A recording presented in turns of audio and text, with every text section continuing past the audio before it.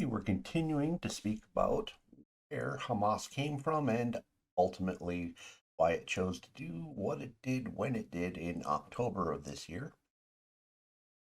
So, in 1963, the Palestinian Liberation Organization was formed. The organization was meant to act as both an umbrella group for the Palestinians in Gaza and the West Bank, as well as the refugees scattered into camps in various other countries in Lebanon, Syria, and Jordan.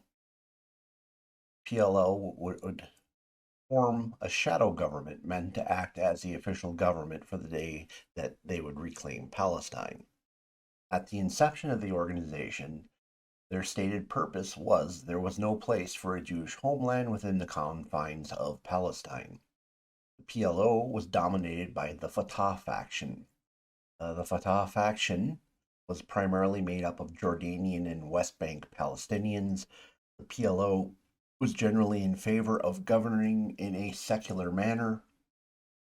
This was as to not essentially pick a particular take on a sect that might alienate other sects. So they were trying to be an all encompassing government that was meant to be generally for creating an Islamic state, but not with any particular flavor to it. So they aimed for secularism as a method of trying to keep everyone together. The primary methodology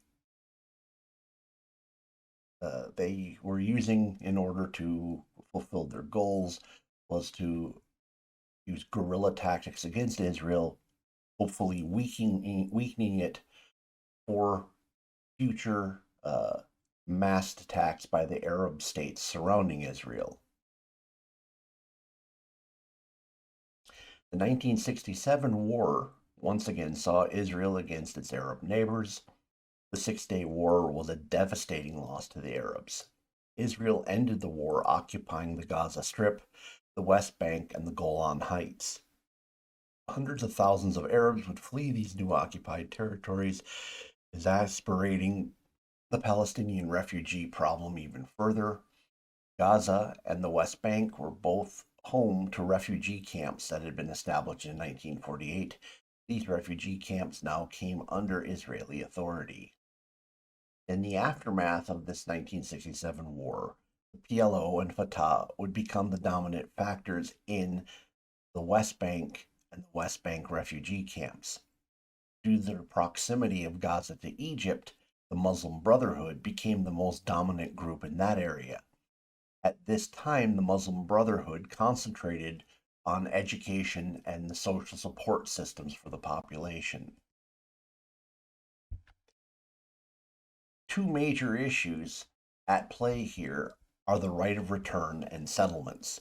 The right of return becomes a major issue in the pre 76 areas of Israel due to the length of time that has passed. Many of the Palestinian Arabs that have lived in these areas haven't been there since 1948.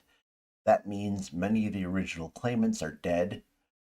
Linking claimants to their heirs adds even another level of difficulty. Many of the records of that time are either missing or very difficult to authenticate. To add to the problems, some of the land claimed by individual Palestinian Arabs are lands and farmsteads that have been in Jewish families since 1948. There are multi-generational families living on these lands and farmsteads at this point.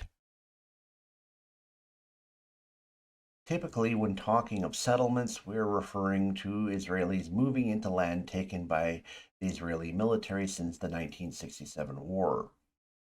During 1918 to 1948, during the British Mandate, there were several uprisings and Jewish massacres that either destroyed Jewish villages or drove Jews out of their homes. Additionally, during the 1948 Civil War, many Jews either fled or were driven out of the West Bank and Gaza Strip area of Palestine. This is where the whole settlement issue starts getting to be a problem. In some cases, land in the West Bank was being reoccupied by their original Jewish owners. In other cases, the heirs of the original Jewish owners were moving back in. In many cases, these homes or lands had been occupied by Palestinian families for 20 years or more. Obviously, in the cases of legal disputes, the courts would tend to favor Jewish citizens. In some cases, settlements were Jewish people reoccupying the villages and towns that Jews had been driven out of during the Mandate period and the 1948 Civil War. In some cases, settlements are Jewish people buying property from their Palestinian owners, and in some cases, abandoned properties, which may or may not have claimants alive in the refugee camps, are taken by government fiat and turned over to Jewish settlers. Two activities that have probably caused the most strife in terms of settlements deal with military forfeiture. In some case, Arab homes that have been used to attack the Israeli army or are linked to militants are bulldozed and the land is eventually turned over to settlers. In some cases, the military declares land or the home or a home or several homes as a critical outpost. The military seizes the property and turns it into a working military outpost. Sometime later, after the military necessity is passed, the outposts are handed over to settlers. In the period between 1972 to 1983, the Jewish population in the West Bank increased from around 10,500 to about 98,000. Currently, there are some 750,000 Jews in the West Bank, including the West Bank and East Jerusalem proper. Try to give you a little bit of a perspective here. This is a map of Israel overlaid on the state of New Jersey. You can see essentially the kind of dark orange area there is the West Bank. You're not talking about a huge area. I mean, it's not unusual. It's not a huge overpopulation to have 750,000 people move into an area that big. However, it definitely would dramatically alter the demographics of the area and essentially change the character of the area for sure.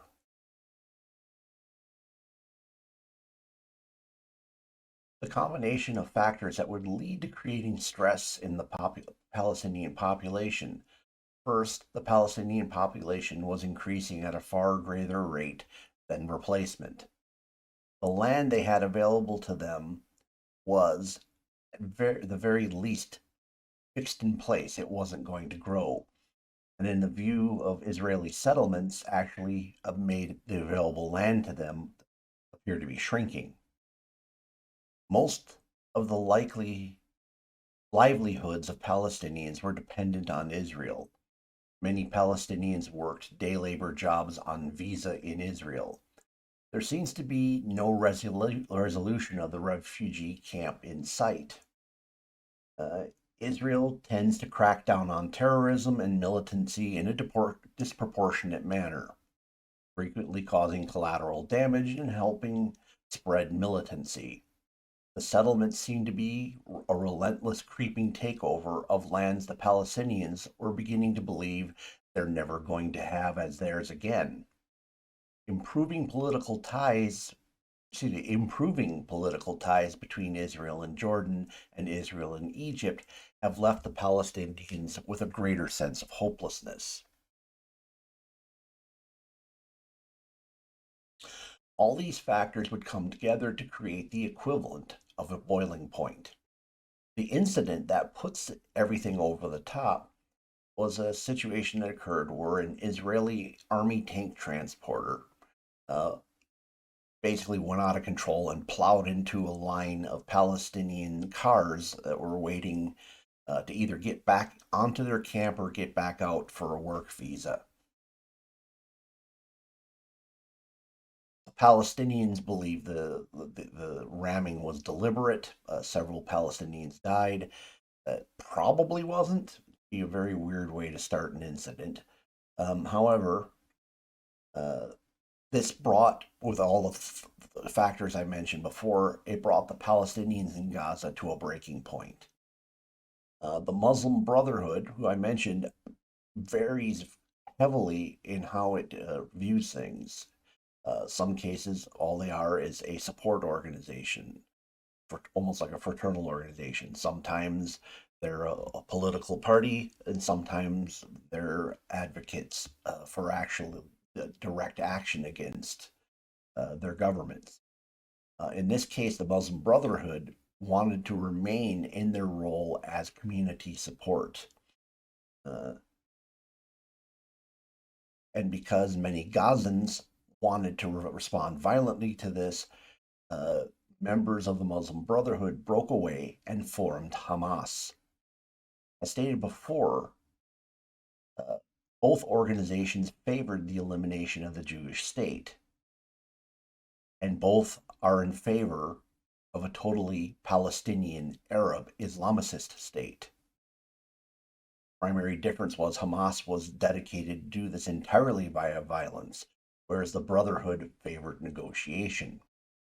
Comments below. Does this new information alter your way of what you understood about the Muslim Brotherhood, assuming you'd heard about it in the past?